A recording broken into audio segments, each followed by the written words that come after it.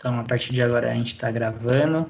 Caso vocês não consigam acompanhar depois, quem não está aqui na aula poderá assistir depois. Deixa eu compartilhar aqui a tela com vocês.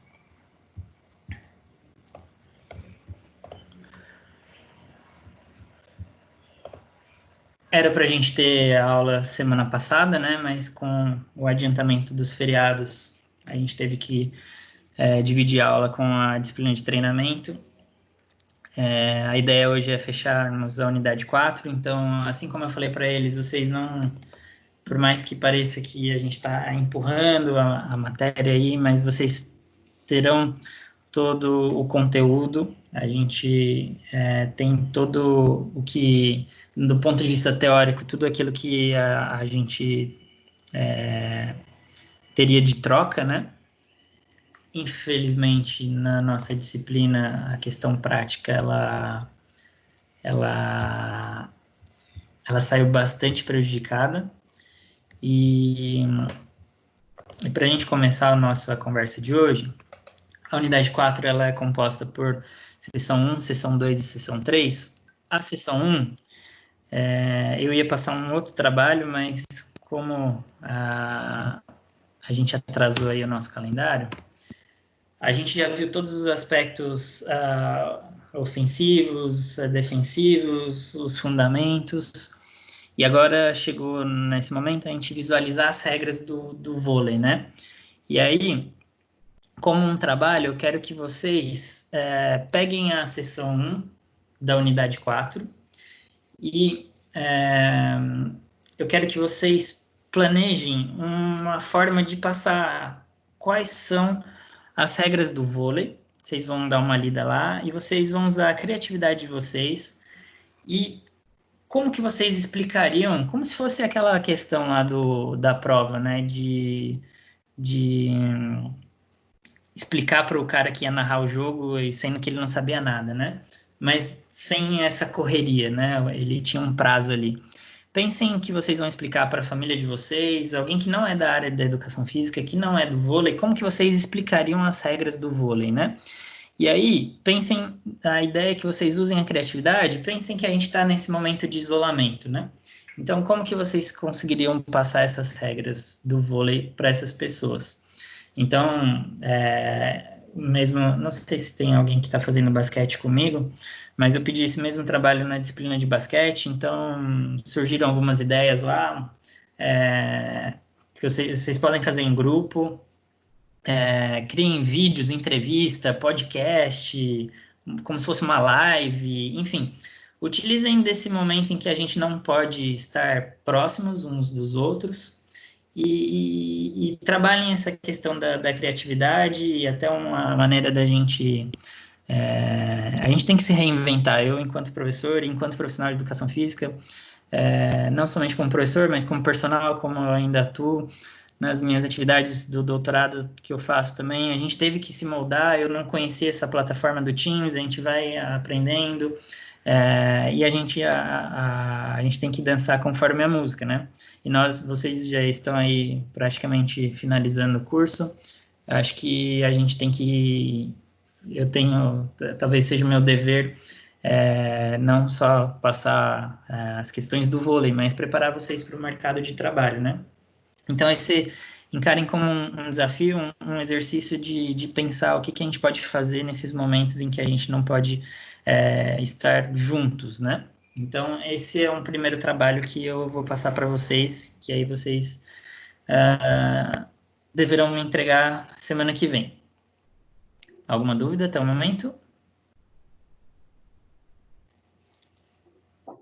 Professor, não é nada escrito, é vídeo? Eu não entendi direito essa parte. Então, na realidade, você pode pensar de uma maneira escrita, né? Mas se você colocar todas as regras lá para alguém que nunca não teve contato com o vôlei, e aí a pessoa vai receber alguma coisa escrita, será que ela vai compreender? Sabendo assim que talvez você não esteja ali do lado dela para explicar, sabe? Aham. Você pode colocar de uma maneira escrita, mas você pode pensar de uma maneira lúdica, né? Colocando exemplos lúdicos. Pode fazer também. Mas você pode criar um vídeo, você pode criar alguma animação, você pode criar uma apresentação de PowerPoint, que nem eu estou fazendo aqui. Enfim, usem a criatividade. Se tiver uma bola dentro de casa, vocês conseguem fazer uma filmagem. Se você tiver, sei lá, na basquete, pensaram em bonequinhos, fazer animações com brinquedos, enfim. A criatividade pode ser escrito também, mas a gente tem que pensar que a gente vai ensinar para alguém que não sabe, que não tem contato, enfim. E que Beleza. isso, e pensando que a gente não vai estar do lado da pessoa para ensinar, entendeu? Entendi. Mais alguma dúvida? Minha não. Eu vou pular aqui.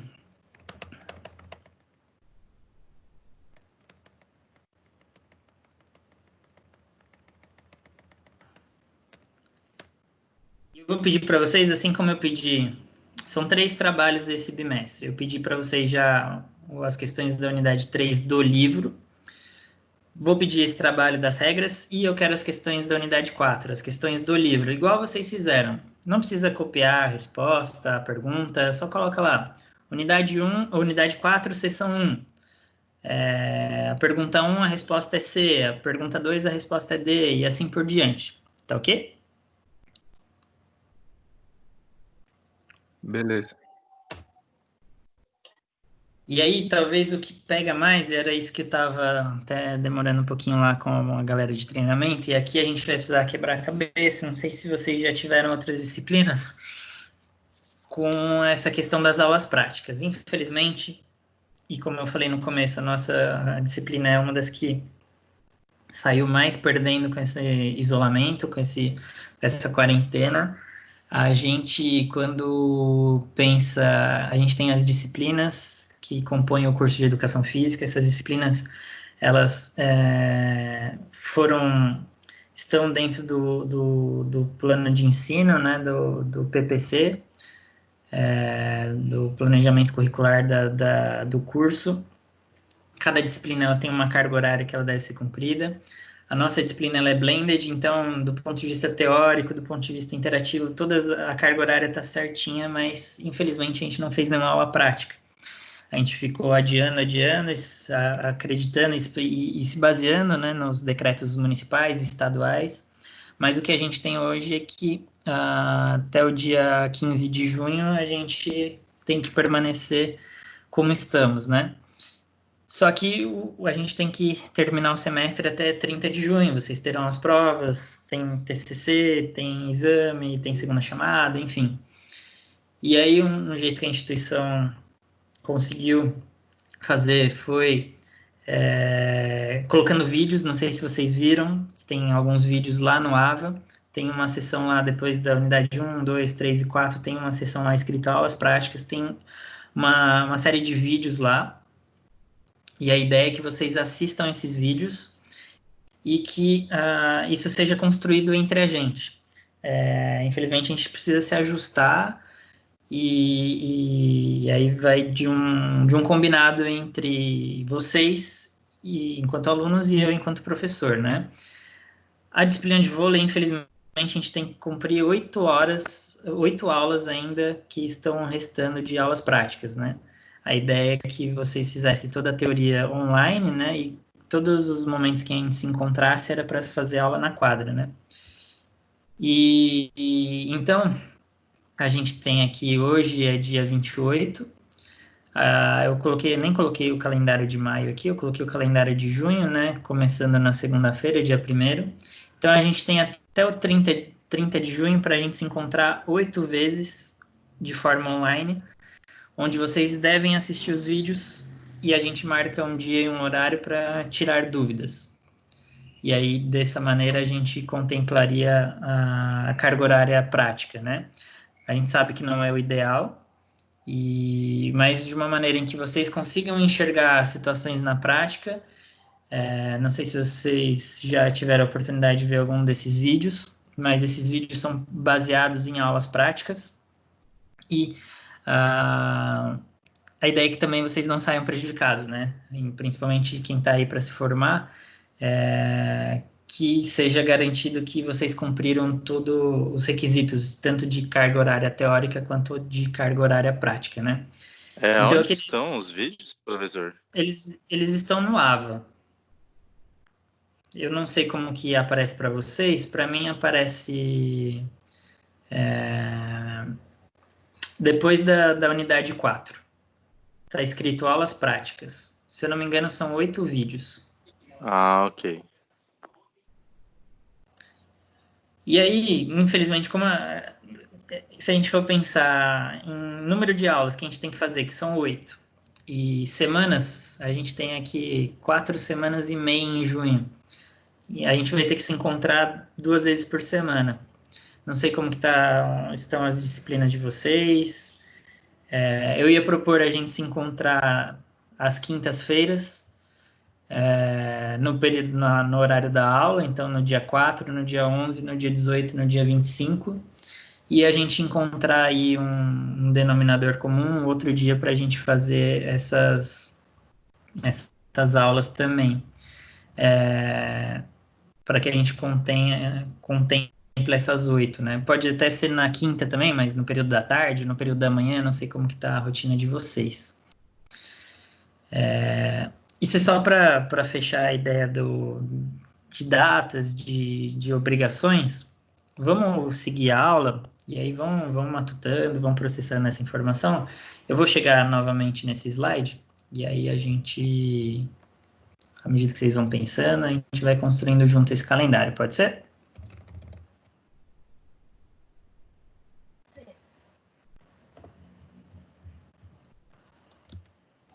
Pode ser.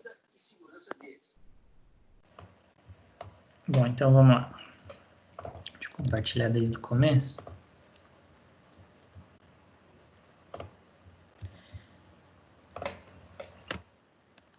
Então, na seção 1, a ideia é vocês visualizarem as regras. Vocês vão ter as regras,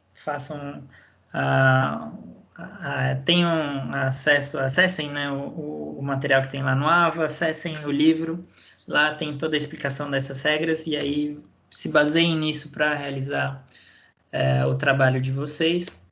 E aí agora eu vou juntar a seção 2 e a seção 3, que elas falam sobre a súmula, né? Então, a súmula dentro do jogo de voleibol, na realidade, na seção 2, ela aborda um pouquinho mais o que é a súmula, e na seção 3, como a gente vai preencher. Então, para que a gente não fique indo e voltando, eu condensei os 2 conteúdos numa aula só.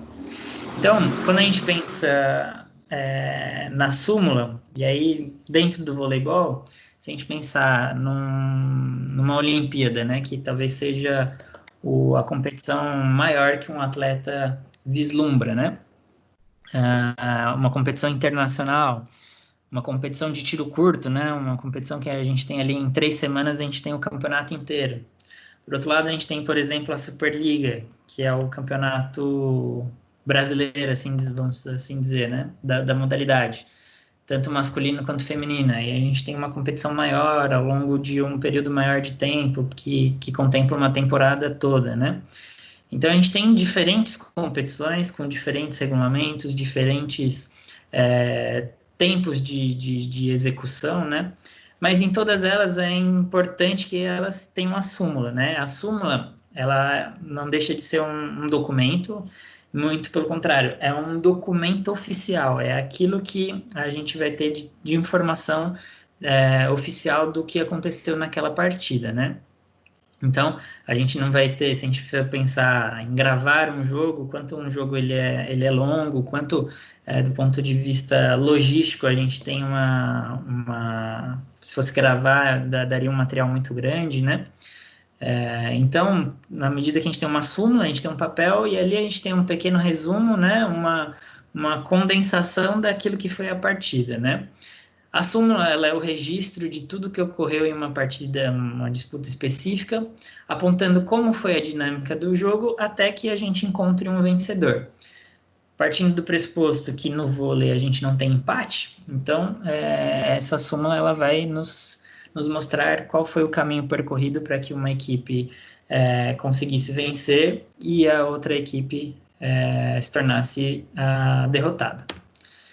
Então, quando a gente pensa na súmula, a súmula ela é um documento oficial em todas as modalidades. Quando a gente pensa na súmula do voleibol, esse documento ele vai mostrar como que o jogo ocorreu, como foi a dinâmica dos sets. Então, vai deixar o registro de como foi a pontuação de cada jogador, de cada equipe, qual foi o tempo que durou os sets, como que foi, a gente viu já na aula passada, a questão do rodízio, né? Então, é importante ter essas informações dentro de uma partida oficial.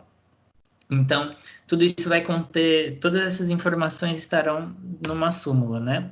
E aí, quando a gente pensa numa súmula, como que a gente pode construí-la, né? A gente vai ter a pontuação de cada equipe, quanto cada equipe fez de ponto por set até chegar ao final do jogo. Na súmula, a gente vai ter, além da questão da pontuação, a característica, né? A descrição de qual campeonato aquele jogo ele faz parte, qual torneio, qual que é a categoria e o naipe da competição, né? Se é uma competição de nível regional, nacional, se é de primeira, segunda divisão, se é de categoria de base, os dados da partida, do dia da partida, né? Data, hora, duração de cada set, do total do jogo, o nome das equipes que estão na disputa, o nome de todos os jogadores, da comissão técnica, dos árbitros, dos assistentes, né? Estarão também nessa súmula as sanções, ou seja, todas as punições que cada equipe ou cada atleta sofreu, as substituições entre os jogadores, o momento em que os técnicos solicitaram o tempo técnico, o nome da dupla de arbitragem, o nome dos juízes de linha, a posição inicial do rodízio. Então, quando a gente enxergar a súmula, vai ser um material, a gente tem um material ali escrito ou digitado, né? A gente não consegue visualizar a cortada, a gente não consegue visualizar o ace, mas a gente vai ter uma noção muito clara do que foi aquela partida, né? A partir desses números. Então, como que é feita uma súmula, né? Então, quando a gente pensa na súmula, principalmente o que a gente chama de apontador principal, ele vai ser o responsável por preencher essa súmula ao longo do jogo. Mas, dentro do papel da arbitragem, a gente vai ver um pouquinho mais à frente a equipe de arbitragem e seus assistentes, quantas pessoas são, quem são, né? A gente tem um apontador assistente. Qual que é a função desse apontador assistente, né? Controlar o líbero. Então, a gente tem o líbero, que é talvez na questão de posicionamento dos jogadores, das suas funções.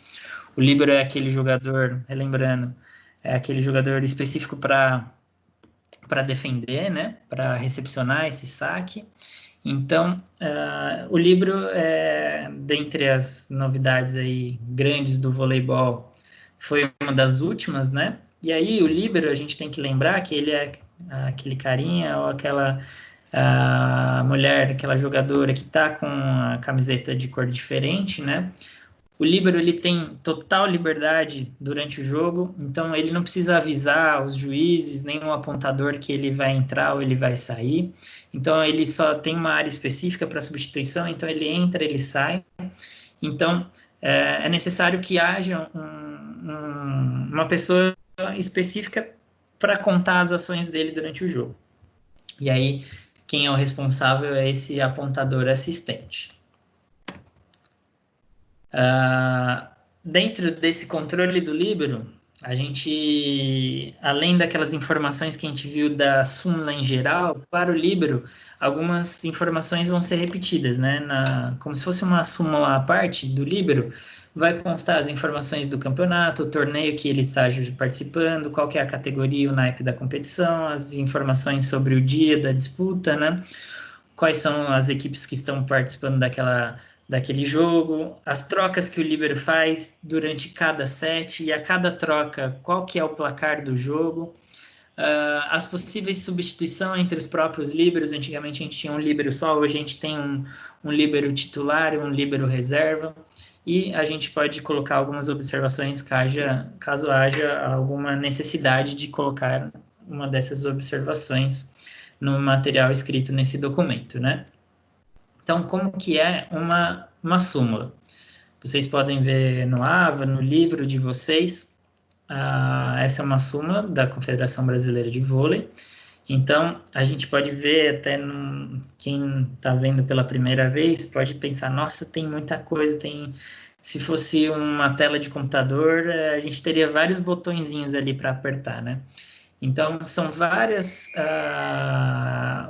tem várias particularidades e a gente vai se aprofundar um pouquinho em cada uma delas, né?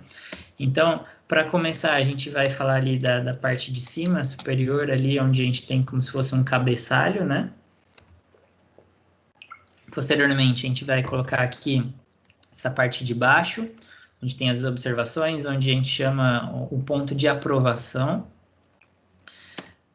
A gente tem a composição das equipes, quem são os jogadores, a comissão técnica, e, por fim, essa parte do meio aqui, que eu só selecionei aqui o meio, né? Mas a gente tem a pontuação, né? De cada set, então a gente tem o primeiro set, tem o segundo set, o terceiro set, o quarto set e o quinto set. Então, dentro da súmula a gente vai ter todas as informações que foram obtidas durante aquela partida. Vamos começar, como eu mencionei anteriormente, pelo cabeçalho, né? Então, no cabeçalho, a gente pode ver lá, tem o nome da competição, tem a cidade, o ginásio em que está sendo realizada, o estado, o jogo é de qual fase, se é da fase classificatória, se é a oitava de final, a quarta de final, qual que é o número do jogo na tabela, na organização, né, do campeonato. Aqui embaixo a gente tem se é masculino, feminino, qual que é a categoria desse jogo. Para o lado direito aqui a gente tem as informações do dia do jogo, né, a data, o horário. Aí a gente coloca aqui o nome das equipes, né, a equipe A versus a equipe B. Então, como que a gente preenche essa parte, né? Então, por exemplo, um exemplo aqui, o nome da competição, a Superliga Masculina de Vôlei.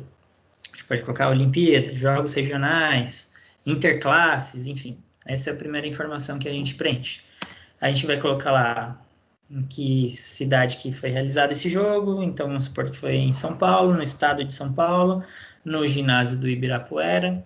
Aqui eu não preenchi a questão da fase nem o número do jogo, mas como eu falei anteriormente, pode ser a fase de grupos, a fase classificatória, eliminatória, repescagem, semifinal, final, enfim.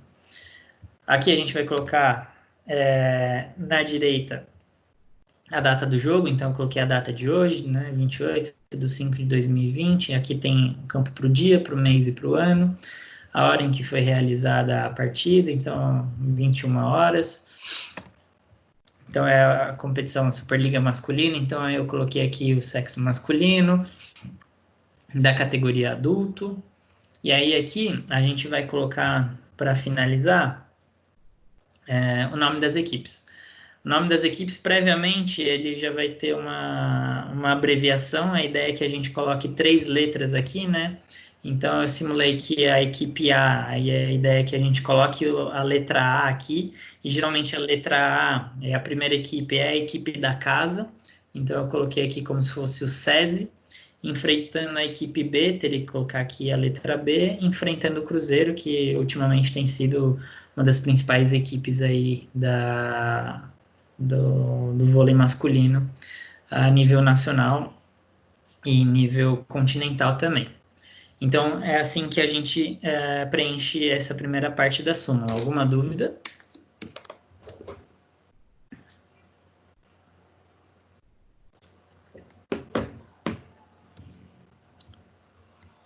Vou seguir. Essa primeira parte da súmula, a gente preenche ela no período pré, né? Antes de começar o jogo. Essa segunda parte, que é a parte mais inferior da súmula, a gente vai preencher ela pré e a gente vai precisar, como o próprio nome diz, de aprovação. Então, no final, ela também deverá ser preenchida, né? Então, no início, o que a gente vai fazer no início? A gente vai colocar o nome completo do primeiro árbitro, do segundo árbitro, do apontador e do apontador assistente. Então, o primeiro árbitro é aquele que vai ficar ali naquela escadinha, né? Mais no alto. O segundo árbitro é o que vai estar do lado oposto ao primeiro árbitro, ele vai estar no chão ali, entre os bancos de reserva. A gente vai ter o apontador, que vai ser o responsável por preencher os dados da súmula, e o apontador assistente, que vai tomar conta ali das informações oriundas do líbero, né? Das ações que o líbero teve no jogo, né? Se a gente ver aqui um pouquinho mais abaixo, a gente vai ter os capitães, a assinatura do capitão da equipe B e da equipe A, né? E aí, essa assinatura ela deve ser realizada após o jogo, né? Então, à medida que a gente tem também o nome, estado ou país desses árbitros, eles vão assinar no final do jogo, assim como os capitães vão assinar nesse campo aqui embaixo, dizendo que eles estão de acordo com os dados daquela partida. Mas, num primeiro momento, é colocado somente os nomes dos árbitros, do apontador e do apontador assistente.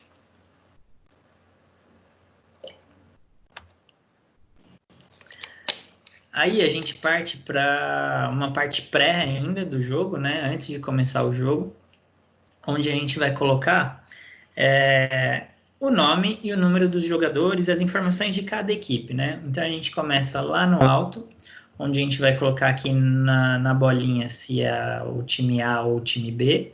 Geralmente no primeiro é o time A, o time da casa, e aí segue as três letras que abreviam o nome da equipe. Subsequente, a gente coloca ali o número e o nome de cada jogador. Dentro disso, a gente faz um círculo ali naquele que é o capitão da equipe. Então, vamos supor, naquela primeira conquista do vôlei masculino, a gente tinha o capitão, era o Nauber. Então, teria o nome dele aqui, a camisa, se não me engano, era a camisa 12. E aí tem um círculo para identificar que ele é o capitão. Embaixo a gente tem os líberos, e aí a gente pode ter até 2 líberos, e aí a gente coloca aqui, da mesma maneira que os demais jogadores, o número deles e o nome deles. Em seguida a gente coloca a comissão técnica. A comissão técnica, T significa técnico, AT1, AT2 são os assistentes, então é possível que dentro do banco de reserva ali o técnico possa contar com 2, no máximo 2 assistentes. O PF é o preparador físico e o M é o médico. Então a comissão técnica ela pode ter dentro da partida 5 membros, né? E aí a gente tem a assinatura do capitão e do técnico. E aí do lado oposto a gente faz a mesma coisa com o time B.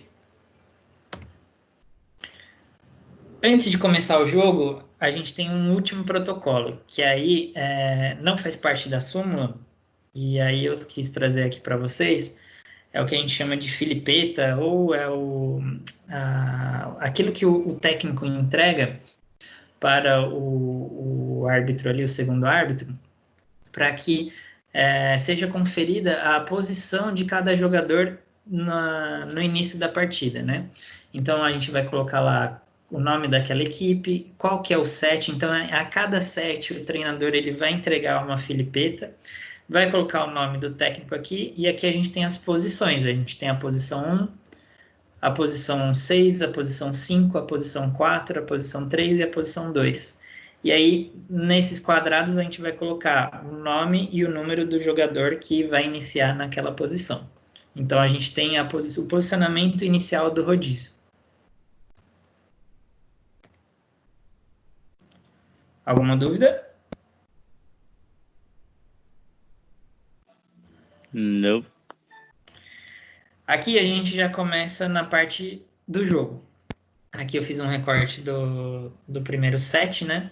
Aqui a gente vai encontrar várias informações que deverão ser preenchidas.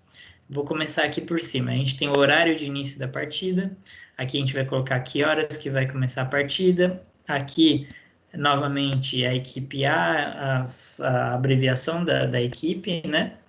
Aí aqui tem a equipe A. Do mesmo formato aqui a gente tem a equipe B. Aqui a gente vai colocar o horário do fim daquele set, né?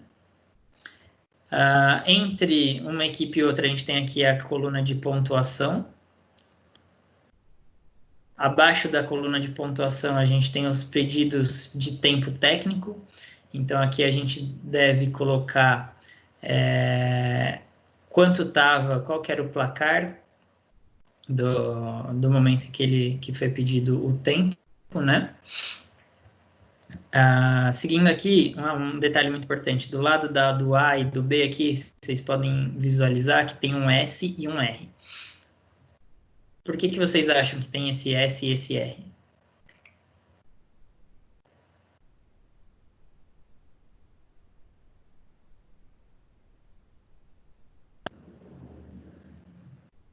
Ninguém? Boa pergunta. Olha só, a gente está falando do primeiro set. Uma equipe precisa começar sacando, né? Então, vamos supor que a equipe A vai começar sacando. Então, a gente faz um xizinho no S e a outra equipe vai começar recepcionando. A gente faz um xizinho no R para a equipe B. Então, a cada set a gente vai saber quem começou sacando. E aí, para que a gente tenha uma alternância desse início de set, no próximo set, se a equipe A começou sacando, a equipe B vai começar sacando. E se tiver marcado uma equipe tiver marcado S e a outra não tiver marcado nada, a súmula estaria errada? Tá errada. Bom, na realidade, ela mas estaria incompleta, né? A gente sabe o que aconteceu, talvez passou desapercebido ali que o R ficou faltando, né? Ela vai estar errada se tiver marcado S ou R nos dois times, né? Entendi. Seguindo aqui, do lado esquerdo, a gente tem aqui a ordem do saque, né? Então, quem está na posição 1 começa sacando, quem está na posição 2 é o saque subsequente. Aqui a gente tem a ordem do saque, né? Aqui, o que a gente vai fazer? Dos jogadores iniciantes, quem está na posição 1, quem está na posição 2, quem está na posição 3 e assim por diante. Além disso, na parte de baixo aqui, a gente tem a parte das substituições. Então, nessa segunda linha, a gente vai colocar o número do jogador que, porventura, entrou no lugar daquele jogador. Então, vamos supor que a gente tenha lá o jogador número 7 e aí o número 10 entrou no lugar dele. Aqui a gente coloca o número do jogador que entrou. E a gente coloca qual que era o placar do jogo naquele momento de troca. Deu para entender?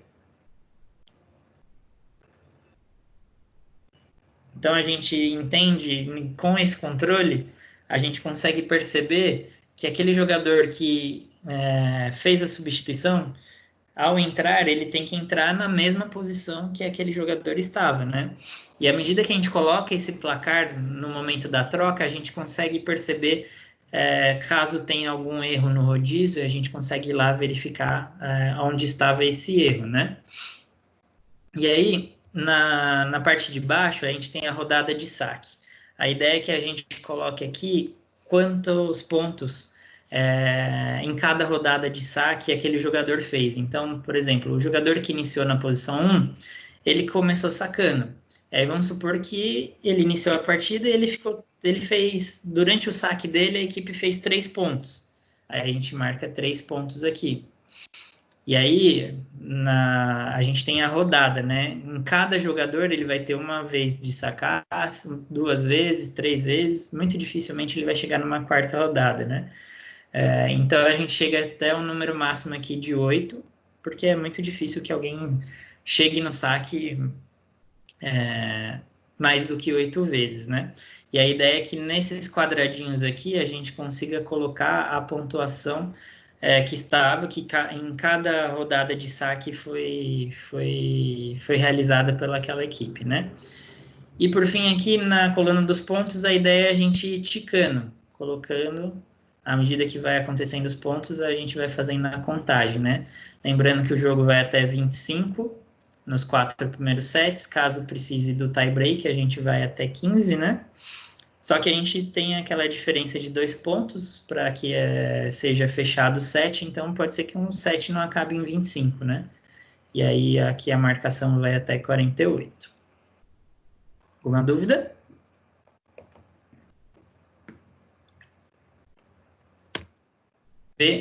No livro tem lá como que é o preenchimento, né? Olha só, a gente tem lá o Brasil jogando contra o Japão. O início do primeiro set, 16 horas e 2 minutos, e findou 16 horas e 24 minutos. Então, a gente teve uma duração de 22 minutos, né?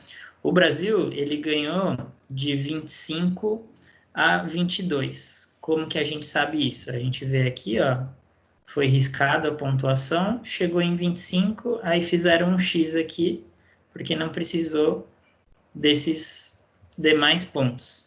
E a gente vê que o Japão chegou aqui até o 22 e depois foram realizados os xizinhos. O Brasil pediu um tempo técnico. Estava 15 a 14 para o Brasil. O Japão pediu 2, estava 7 a 12, ou seja, estava 7 para o Japão e 12 para o Brasil. E o segundo pedido de tempo, são 2 no máximo que pode pedir, estava 21 para o Japão e 23 para o Brasil. Então, na coluna que está o país ou o time, primeiro vem o time que está jogando, né? Aqui a gente está falando do Brasil, então vem o dado do Brasil e depois do adversário. Aqui é a mesma coisa, primeiro vem o dado do Japão, depois o dado do adversário. O Brasil começou com o jogador número 8, o 4, o 5, o 2, o 1 e o 13. O camisa 7 entrou no lugar do número 4 e o camisa 12 entrou no lugar do número 2. Jorge, por que tem um círculo em cima do número desses jogadores aqui, ó? E por que não tem nesse japonês aqui? Por que vocês acham?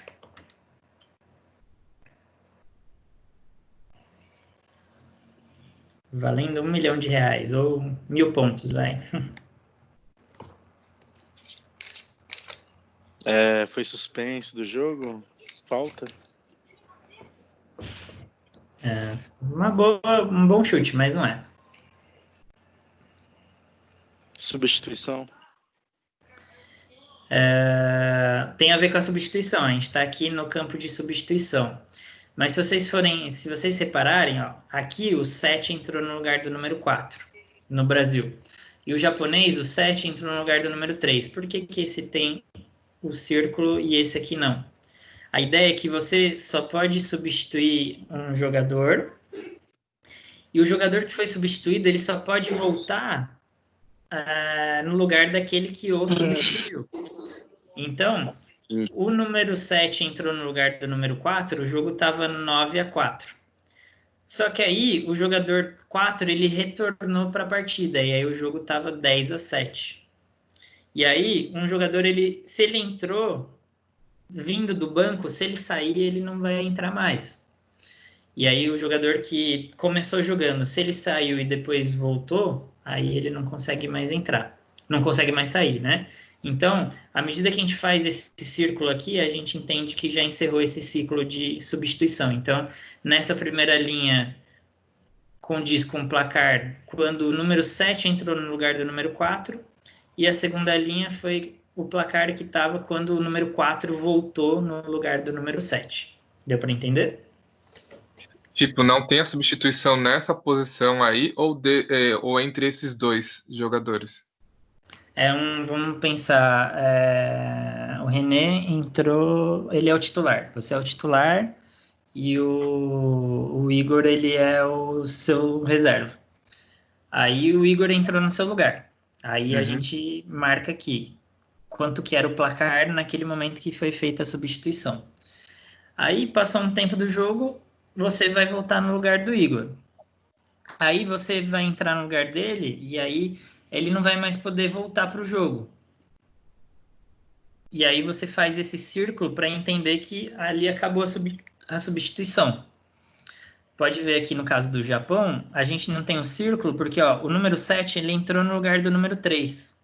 Tava 19-21 o jogo. Mas o número 3 ele não voltou para o jogo. Tanto que aqui ó, tá vazio, entendeu? Uhum. Ou seja, ele não pode voltar de jeito nenhum pro jogo, é isso. Porque já Quando, fez a... quando tem o círculo, não pode voltar. Entendi, Entendeu? entendi. E além disso, aqui o que eu falei para vocês, olha só, é outra informação importante. O jogador número 8 ele começou na posição 1, então ele começou sacando. Lembrando que ó, o time A, o Brasil, começou sacando. O Brasil fez 4 pontos nesse primeiro saque, nessa primeira passagem do saque. Aí, o Japão vai lá e faz 2 pontos. Ficou 4-2. Aí, enquanto o jogador número 4, ele tava aí, rodou, fez o rodízio, né? O jogador número 4 foi pro saque. Aí ele fez mais 3 pontos. O Brasil passou de 4 para 7 pontos enquanto ele estava na posição de saque. Aí o Japão fez 3. Fez 1 ponto só nessa transição de saque. Então, a ideia é que em cada vez que o jogador passar pelo saque, a gente coloca o placar que estava naquele momento. E aí a gente chega a ter aqui o número 25, que é o ponto final do jogo. E aqui a gente chega no final, o Japão fez 22 na sua última posição de saque. Deu para entender? Entendi. Agora que eu entendi essa quantidade de 8 saques. É, Porque não sei, pela... não tenho conhecimento de alguém que foi 8 vezes para sacar. Aí teria que ser um jogo 100-98, né? É muito grande, muito longo esse jogo, né? Uhum. E aí por isso que tem essas... E à medida que alguém, por exemplo, o número 7 entrou aqui, se ele entrou para sacar, a pontuação aqui continua, né? Aqui é o jogador que começou na posição 2 ou que substituiu o jogador da posição 2 continua mantendo esse controle, né? E uma informação muito importante é se a equipe que não começou sacando, a gente faz esse xizinho aqui, porque o jogador número 3 aqui, ele começou na posição 1. Mas como foi o Brasil que começou sacando, à medida que você faz, a sua equipe faz o ponto, a gente gira o rodízio, né? A gente troca as posições. Então ele começou na posição de saque, mas como o time dele não começou sacando, o primeiro ponto do Japão, ele saiu da posição 1 e foi para a posição 6. E aí quem entrou na posição de saque foi o cara que estava na posição 2. Então a gente faz esse X aqui. E aí esse ponto que foi conquistado quando ele ainda estava na posição 1, ele é contabilizado aqui. Então, na realidade, o jogador aqui da posição 2, ele fez o primeiro ponto do time dele e ficou mais. Ele sacou só uma vez. E aí o Brasil logo em seguida já fez o ponto. Deu para entender? Sim.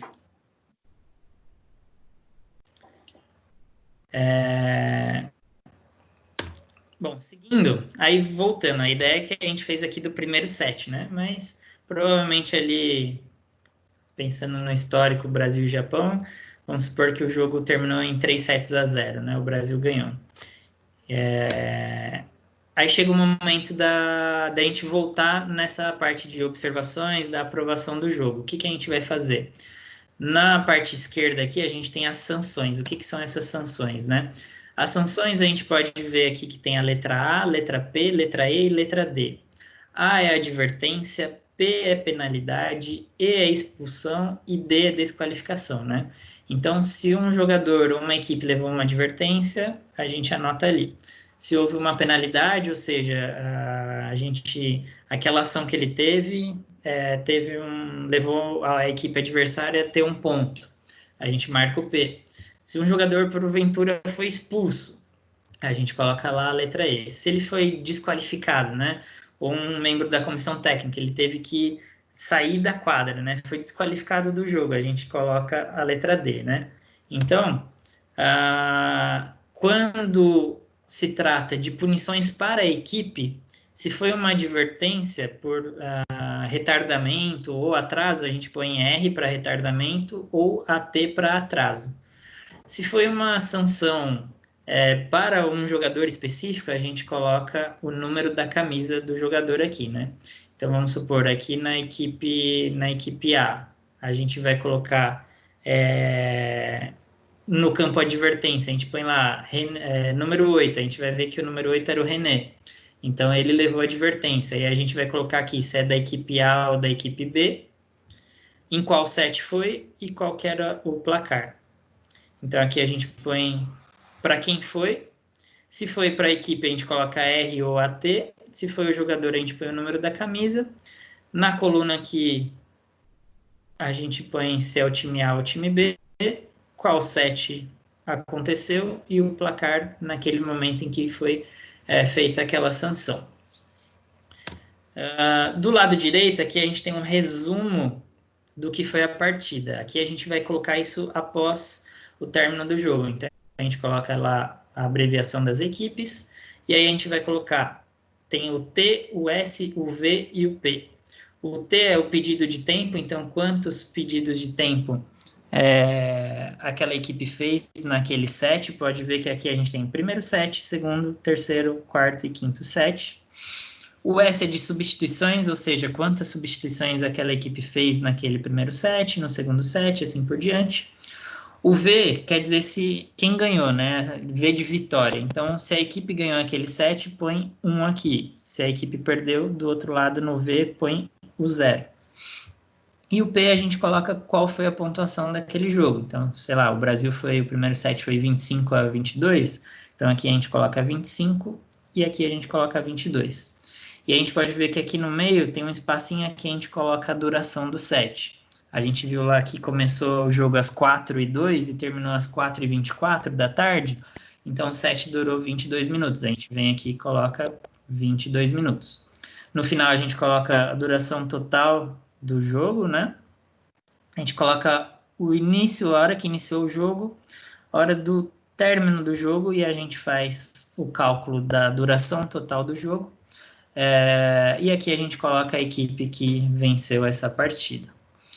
E aí, no final, a gente pode colocar alguma observação, caso a equipe de arbitragem julgue colocar alguma informação relevante que aconteceu durante a partida. E aí a gente volta aqui para a assinatura, né, dos capitães, da assinatura da equipe de arbitragem, né? E uma coisa que agora que eu lembrei, esqueci de colocar aqui, a gente tem 4 juízes de linha, né? Que são aqueles que ficam no fundo da quadra. A gente tem 2 de cada lado, né? Então aqui a gente coloca o nome desses juízes de linha também. Alguma dúvida? Não. Não. Então era não, isso. Peraí, né? tenho uma dúvida. Pode falar. E em caso, assim, a gente tá falando da súmula no caso de um jogo regular. Eu tenho uma dúvida, acho que quando tem problemas técnicos ou em relação à duração, problemas externos, assim, que fazem pausar o jogo, é colocado em observação?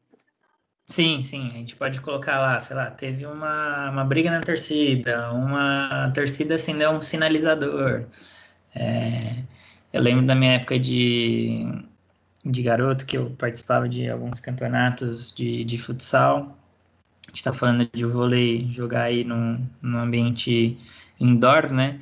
O quantas vezes eu ia jogar, tinha quadra que tinha goteira, então eu tinha que parar o jogo. A gente pode colocar todas essas observações aí, tudo aquilo que a gente julga que foi importante ao longo da partida, né? E às vezes pode ser até algo extra ali, né? Fora da quadra, né?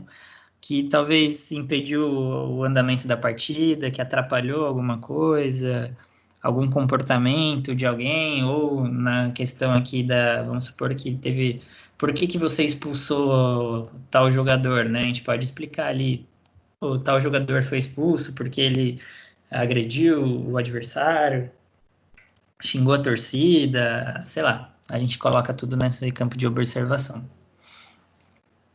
No sábado eu assisti Pode falar.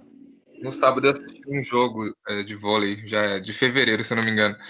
Eles pararam 3 vezes porque na torcida tinha alguém com laser que estava apontando para a pessoa que ia sacar. Aí eles pararam 3 vezes para tirar, para localizar a pessoa e tirar a pessoa de lá. Sim, com certeza isso foi parar no campo das observações. Entendi. Quem quer perguntar? Se não tiver súmula, não tem jogo. Um jogo oficial não tem jogo.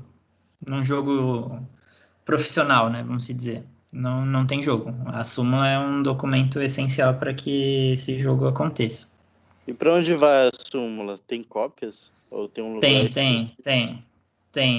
É que hoje em dia a gente está tudo informatizado, né? Mas a ideia é que cada equipe tenha uma cópia, né, dessa súmula. A via original provavelmente fica ou com a organização ou com a confederação, né? E cada equipe tem a sua cópia, né? Ou, no caso, às vezes a original fica com a organização e a cópia vai para a confederação, para a entidade ali que rege aquela competição, enfim. Mas existem cópias até para... No caso do vôlei até que não, né? Mas vamos supor que algum jogador está suspenso e passou desapercebido, você vai lá e vê o que aconteceu, né? No vôlei até a gente tem discutido bastante isso no esporte de alto rendimento. A gente tem o Scout, né, que é a análise de desempenho. Na disciplina de basquete, os alunos me fizeram essa pergunta de se a súmula servia como uma ficha de scout, né? Mas acredito que a súmula em nenhum esporte ela vai servir como um scout, né? Mas se a gente for comparar, no caso, o vôlei e o basquete, a de vôlei a gente consegue ter alguns dados mais aprofundados do jogo, né? No basquete tem só o placar geral ali, não tem... aqui a gente tem cada vez que tal jogador foi para o saque, quantos pontos ele fez, né? Então a gente tem um panorama geral, né? Mas, obviamente, no grau que a gente está hoje, a súmula ela não é utilizada como análise de desempenho, né? Mas, caso a gente não tenha uma grande equipe técnica, né? Se a gente não possui ferramentas para análise de desempenho, talvez olhar a súmula seja um caminho para a equipe entender, poxa, a gente começou bem o primeiro e o segundo set, mas o que aconteceu no terceiro, no quarto set? E aí isso aconteceu num jogo agora, e aí se a gente se deparar que isso vem acontecendo constantemente à medida que os jogos vão se sucedendo, o que será que está acontecendo? O que a gente precisa mudar? É uma questão física, os jogadores cansam, é uma questão psicológica, sei lá, tá chegando no final do jogo e eles acabam errando mais, enfim. Mas do ponto de vista geral, a súmula é um documento oficial só para ter um resumo do jogo, né? E aí todo mundo tem acesso a isso.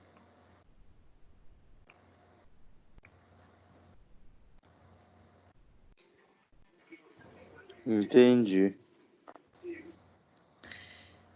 Alguma dúvida?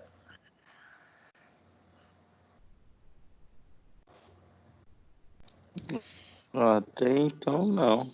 Tem um tipo específico do papel da súmula? Ou é a sulfite mesmo? Não. Geralmente é A4 mesmo, nada muito elaborado. A gente pode ver que é um papel grande, né?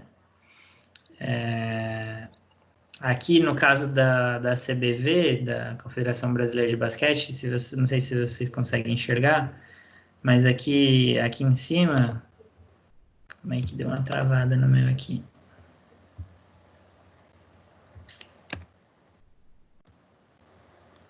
Eu não estou conseguindo enxergar.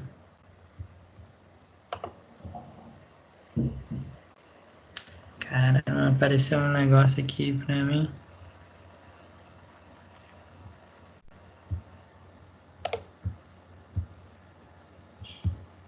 Agora foi. Tá escrito distribuição das cópias, né? Tem uma via que fica para a CBV, que é a confederação, uma via para cada equipe, né? Que eles chamam aí de via azul e via rosa, e uma quarta via para o comitê organizador, né? Então, geralmente, a primeira via é a que é a original, e aí a gente tem outras 3 vias, uma para cada equipe e uma para o comitê organizador. E aí o papel aqui eles colocam as cores para diferenciar, mas o papel em si não tem... É só que ele precisa ter que conter todas essas informações, né?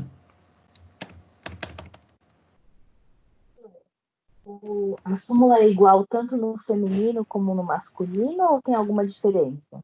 Não, ela é igual, tanto no feminino quanto no masculino. O que vai diferenciar é a gente preencher ela aqui, né? No caso, ao invés de colocar masculino, a gente vai colocar aqui feminino. É o mesmo para categorias de base, então se a gente for assistir um jogo juvenil, a gente vai marcar o xizinho aqui, ou se for um jogo infanto, a gente marca aqui, seja ele masculino ou feminino. Mas as demais informações, elas são as mesmas, né? E no vôlei de praia usa súmula também? É a mesma ou é diferente? No vôlei de praia ela é muito parecida.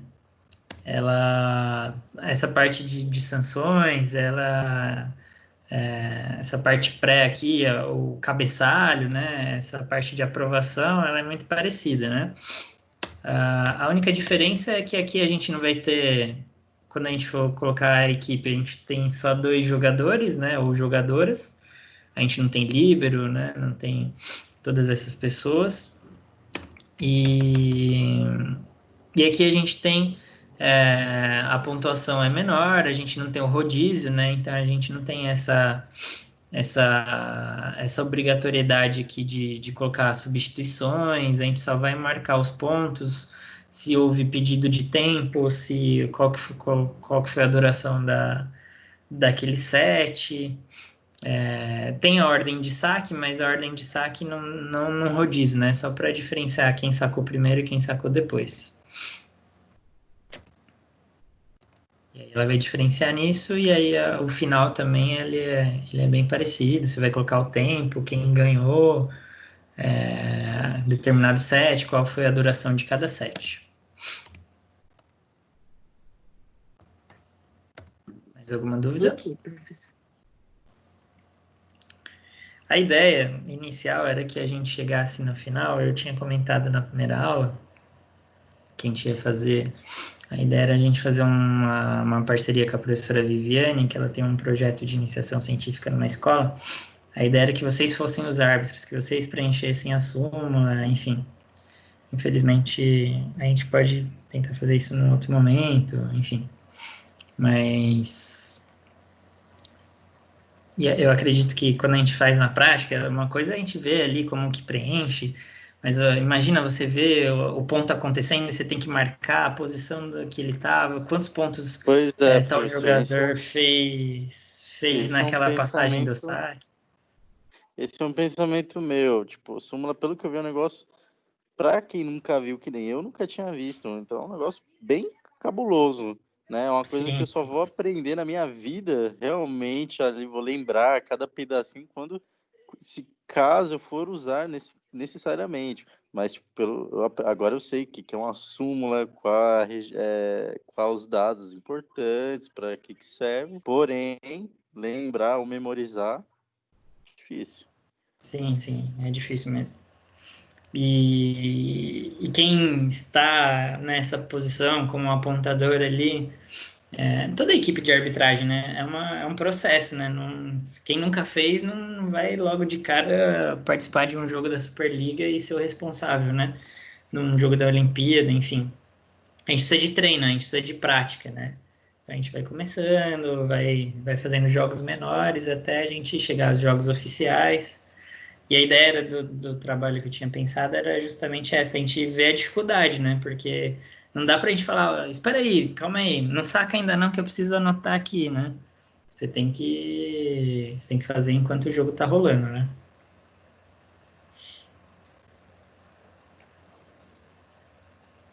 Mais alguma dúvida?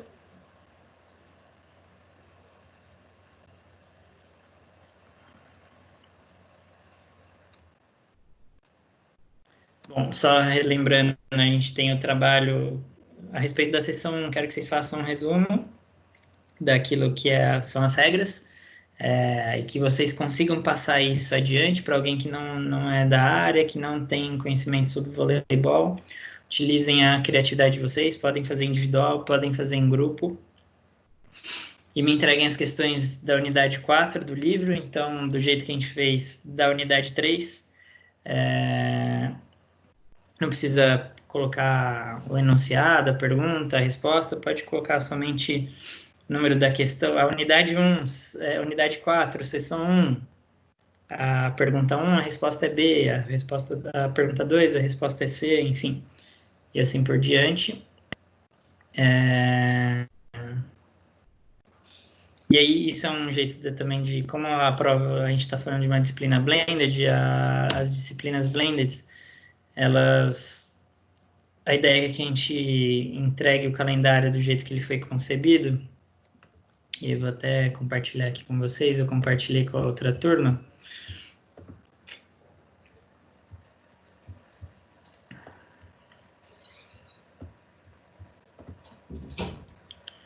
Esse é o calendário acadêmico e a gente teve a última informação de que a gente vai seguir esse calendário acadêmico, né? Com algumas pequenas alterações. Então, a gente tem aqui, todo mundo está vendo o calendário?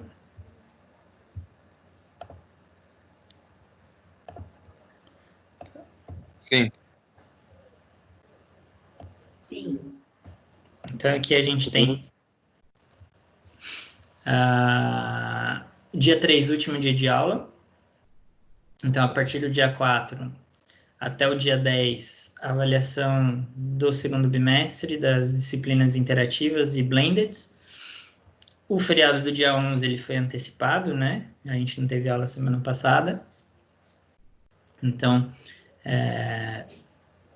as provas interativas, vocês devem saber, já estão carecas de saber, que a gente não necessariamente é no dia da disciplina, né?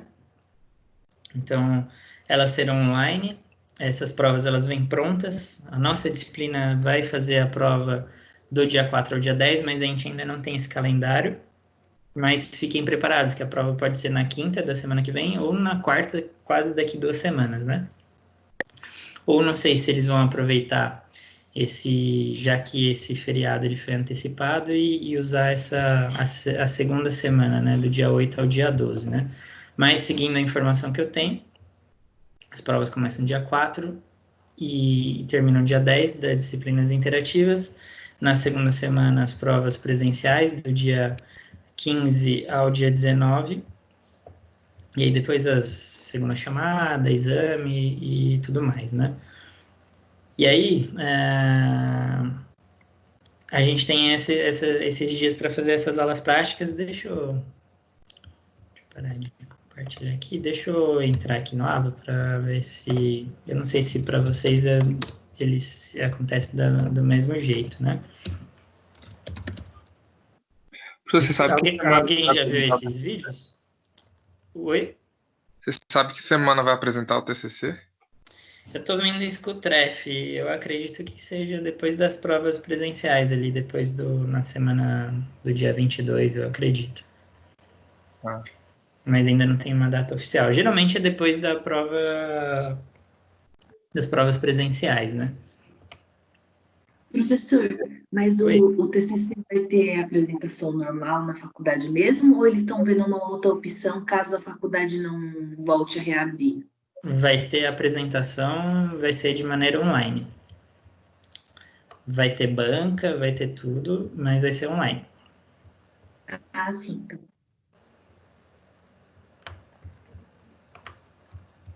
Eu não sei se aparece para vocês assim, eu vou compartilhar aí.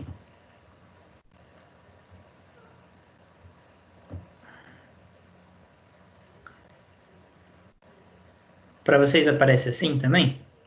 Tá aparecendo aqui também. Aí, olha só, aqui no canto esquerdo tem aula prática.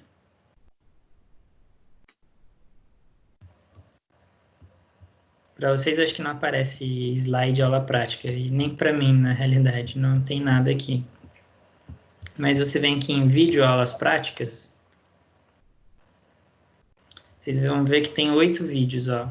Vídeo 1, vídeo 2, vídeo 3, vídeo 4, enfim. São 8 vídeos de situações práticas, onde vai ter alguém ali explicando o que está acontecendo.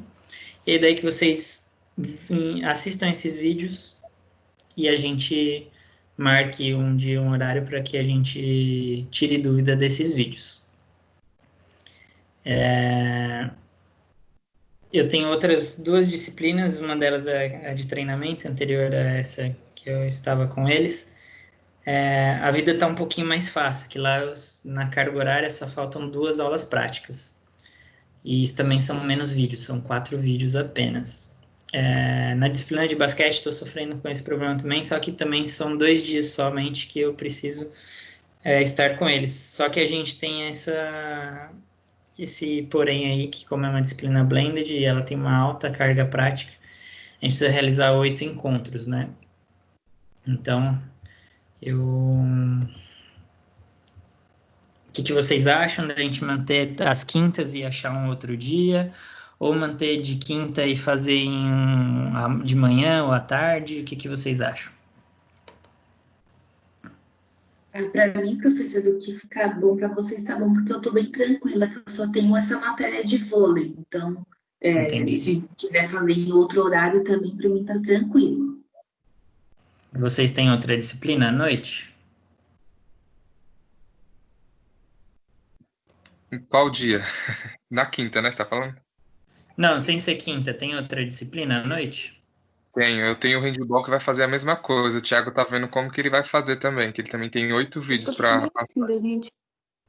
Eu tenho segunda, terça e a sua aula quinta. Então, quarta e sexta para mim, ou até final de semana também, não tem problema. Foi o que eu perguntei pro Treff e a gente pode fazer qualquer horário, qualquer dia.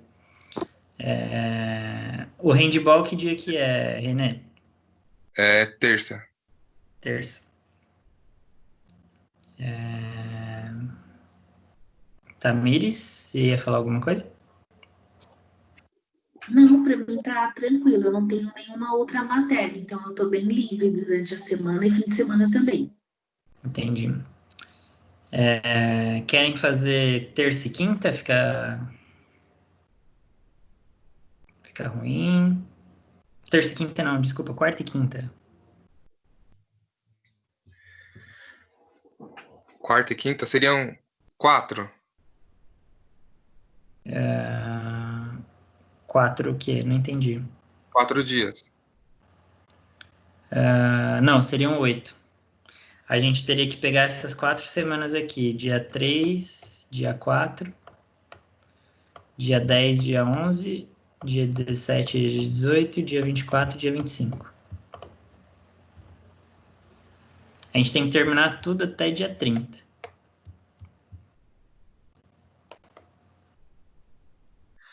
A gente podia pegar todos os sábados, os próximos sábados. Fazer 2 vídeos por sábado. Podia fazer o quê? 2 vídeos por sábado? Até o dia 27.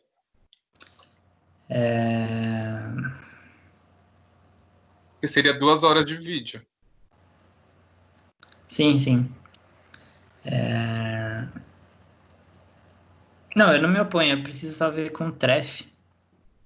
Se a gente pode fazer no mesmo dia. Não, acho que pode. Só que eu não sei se a gente conseguiria fazer assim. Porque a gente. Por exemplo, eu tô gravando aqui.